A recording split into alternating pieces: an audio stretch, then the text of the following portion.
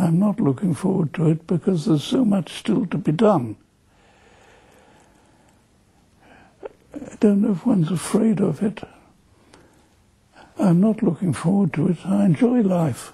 Which we can see. And if you say there is so much to be done, what is there for you still to be done? Well, we've just opened our new home for old people at a price of £4 million, and that was opened officially about 10 days ago. And I enjoy doing that. And you have a big family. I've got a large family, yes. Well, middle-sized. Your family counts a little bit more than 5,000 people. Of those children and children of those saved children, how do you feel in a circle of those people? Well, my regret is that when people write to me from South America that they've suddenly read about me and they're the grandchildren of somebody I brought out 70 or 80 years ago, you can't keep on reacting. It happens every day. I mean, it's nice to know that the story gets widespread, but I can't even cope with corresponding. Barbara does all my corresponding. Your daughter? She's got the machinery to do it, which I haven't. At the moment when they invited you, how did you feel? I can't answer that, I don't know. It's always pleasing to know one's done something right. I've seen you crying at that moment. Yes. Well, don't make me cry now. I became part of this program. Netušil som, že sa poprvý raz stretnem so zachránenými deťmi, ktoré som od vojny nevidel. Toto je jeho kniha výstrižkov. Je tam celá kolekcia fascinujúcich obrázkov. Tu je fotografia pána Wintona s jedným z detí, ktoré zachránil. Pozrite sa na koniec knihy výstrižkov.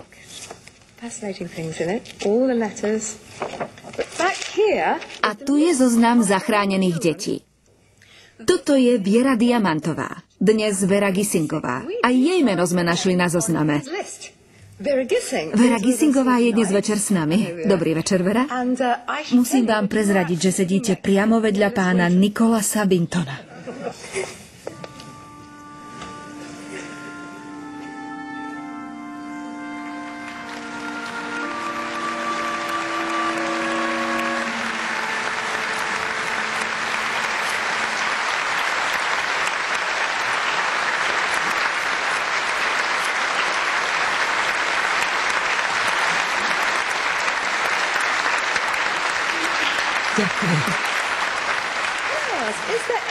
Je tu ešte niekto, kto vďačí za svoj život pánovi Nicholasovi Wintonovi?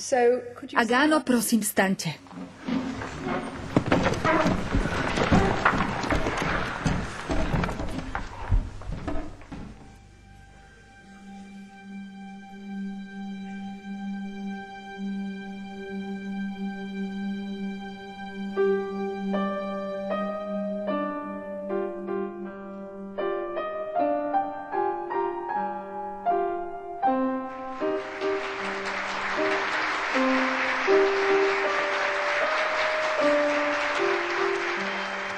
But I mean, there were many other people who did a lot who haven't had the publicity. Well, there was nothing heroic in it. It was just hard work. I mean, heroic is somebody who risks their life. I never risked my life. It wasn't really dangerous. They could arrest you, even as an Englishman in Prague. They could. But I never felt in any danger. I suppose that's why I survived, because I didn't feel I was in danger. Where is the scrapbook now? Upstairs. Upstairs? Well, the original's in Yad Vashem. Yad Vashem, the museum, but the monument in Israel. There are lots of copies which Betty Maxwell made. I've got one of the copies, but there are quite a number of copies of that book. Sometimes in those moments when you are here home by your own, do you have a look at those pictures? Do I have a look at them? Yes. I prefer to see the people themselves. And I get visited by quite a lot of them. There was one here this morning, Vera Gissing. She was here this morning. People believe that with love, we keep people alive. Do you think that that plays a role in your life as well? No, the only thing that would really make a difference to the world, if people believed fundamentally in the ethics. Now, there must be 70 or 80 religions in the world, and presumably they all have an ethical background.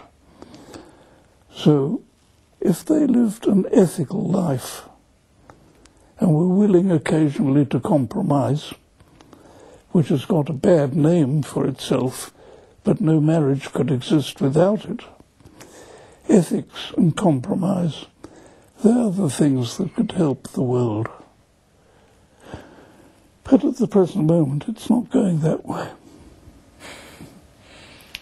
I'm not sure if there is life after death. But if there is a slight option that there is something like heaven, are you ready to meet all those parents of those saved children? I can't think that way because I can't believe in the infinite.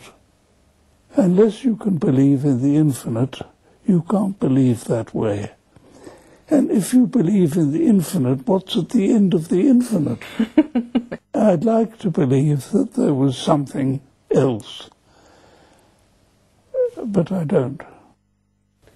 But the story of Nicholas Winton and those saved children will live on.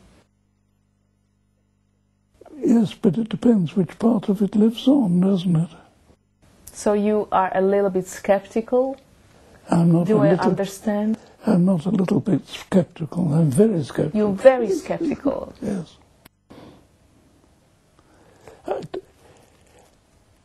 I mean, I've lived through 100 years of the greatest inventiveness that there's ever been. There was no washing machines when I was young, no refrigerator. Went out into the street in the morning with a jug and got the milkman to fill you up with milk. There was nothing like that. No television, of course. Radio was just starting. I built my own radio set. And there we are, 100 years of the greatest progress mankind has ever known. And what have we got? The most dangerous world that we've ever had. And the unfortunate thing is that you can't uninvent anything. We're stuck with them. You always hope something's going to turn up better. But when you read the paper in the morning, it doesn't look as though it's happening, does it? The cradle of civilization is up in flames. Everybody's shooting everybody. And that's where civilization's supposed to have started. And here we don't know what to do. Europe can't make up its mind what to do. Nobody knows what's going to happen. As Hamlet said, "O cursed spite that ever I was born to set it right." After all, that's one thing all mankind can do, and that's hope. Mr. Winton, if I would wish something for you, that would be definitely this constant attachment to the source of vitality somewhere inside you, in your heart. I wish you all the luck, and I hope life treats you well. Thank you. Thank you for the interview. Thank you.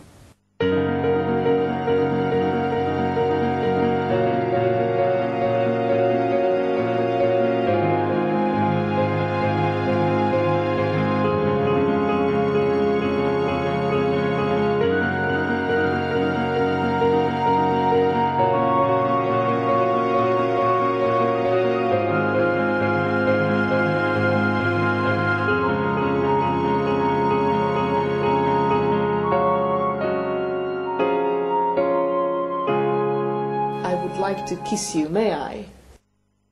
It's a small thank you for being so kind. Thank you. And finding this extra energy for the interview. What's your next assignment?